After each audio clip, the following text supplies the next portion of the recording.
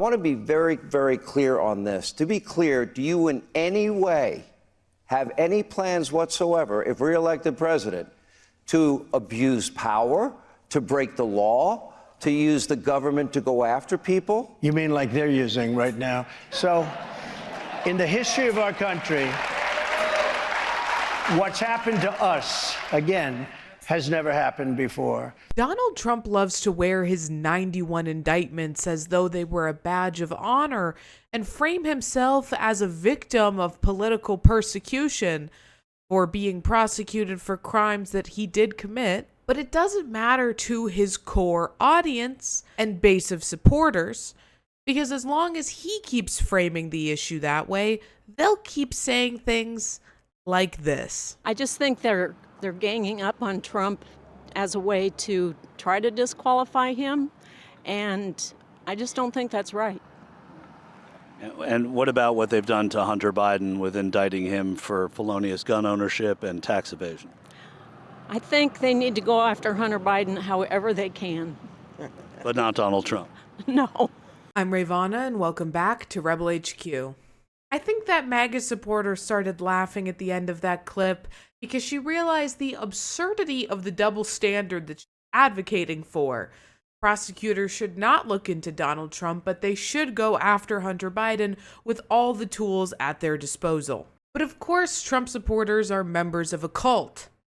They will support Donald Trump no matter what, as this Trump supporter stated in no uncertain terms. Is there anything he could do that would disqualify him from your vote? No, nothing. You know, he could move to Africa and he'd still be my president. What if he shot a man in Reno just to watch him die like Johnny Cash did? Yes, I would. Yeah, I still would, yes. Is there anything that Donald Trump could do that would lose your support for him? No. He's a man by all means, king of the road. I'll quote that. Is there anything that Donald Trump could do to lose your vote? No. Is there anything that the former president could do to lose your support? At this point, no. Like, even if he got put in jail, I would do a write-in. Even if he got taken off the ballot, I would do a write-in for him. Now, it's easy to laugh at the sheer ignorance of these MAGA cult members, the fact that they don't even recognize that they're in a cult. But that being said, it should also scare you that these individuals are going to go vote for Donald Trump in 2024. They are very motivated by what they perceive as a massive injustice being committed against Donald Trump. Now, in that first clip I played, Sean Hannity asked Trump if he was going to seek vengeance, and Trump dodged the question.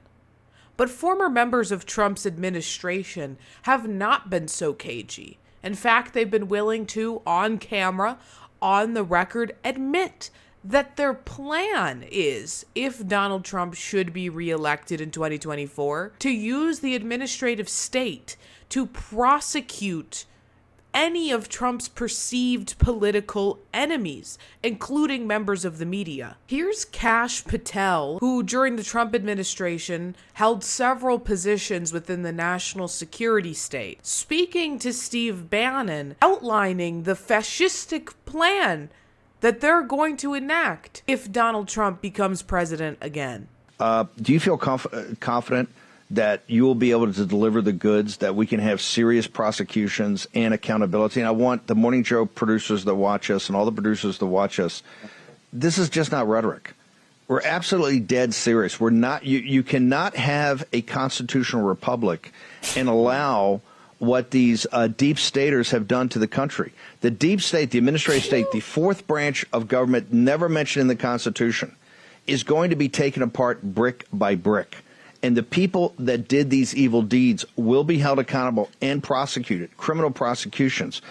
Kash, I know you're probably going to be head of the CIA, but do you believe that you can deliver the goods on this in a pretty short order of the first couple of months so we can get rolling on prosecutions?